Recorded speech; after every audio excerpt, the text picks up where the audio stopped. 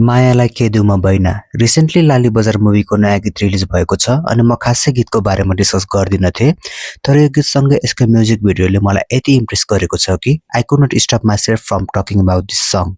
यो गीतको सिङ्गर हुनुहुन्छ दीपिका मगर र खेम सेन्चुरी अनि यो गीत चाहिँ एकदम राम्रो छ। गीत भन्दा नि मलाई चाहिँ म्युजिक भिडियोको बारेमा चाहिँ धेरै कुरा गर्न मन छ। सुरुमा त कोरियोग्राफर प्रदीप लामाको धेरै नै तारिफ गर्नुपर्छ। एउटा क्याची सङमा डान्स मुभ पनि त्यति नै क्याची छ। प्लस डान्स मुभमा स्वस्तिमाको energy is unmatchable. She is too good in this video. स्वस्तिमाको expression plus her dance is outstanding.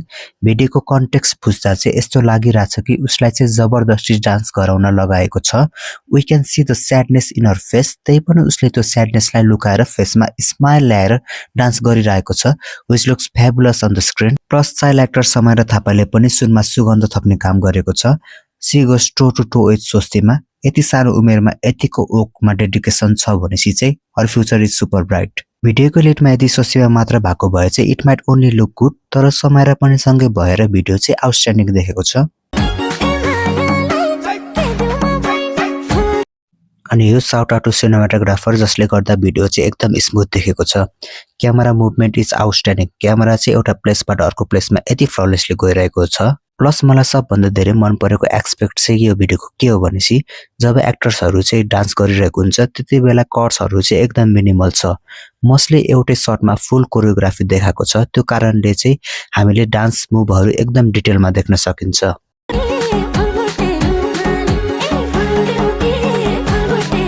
यो भिडियोको एउटा नराम्रो पक्ष पनि छ। त्यो चाहिँ के हो भने चाहिँ यो चाहिँ एउटा मुभीको गीत भएको कारणले चाहिँ मुभीको स्टोरी पनि अलिकति फ्ल्यास गरेको जस्तो चाहिँ फिल हुन सक्छ। मैले चाहिँ के भन्न खोजिरहेको छु भनेपछि चाहिँ हामीले चाहिँ भिडियोमा देख्न सकिन्छौँ एउटा केटालाई चाहिँ बन्दी बनाएर राखिरहेको हुन्छ अनि आई थिङ्क स्वस्तिमा चाहिँ त्यही केटालाई छुट्याउनको लागि चाहिँ डान्स गरिरहेको छ। अनि मुभीको चाहिँ यो चाहिँ one of the major plot नै हुन सक्छ जुन चाहिँ एउटा म्युजिक भिडियोमा नै फ्ल्यास भइरहेको छ। ओभरअलमा चाहिँ यो गीत चाहिँ एकदम ब्युटिफुल्ली एक्जिक्युट भएको छ।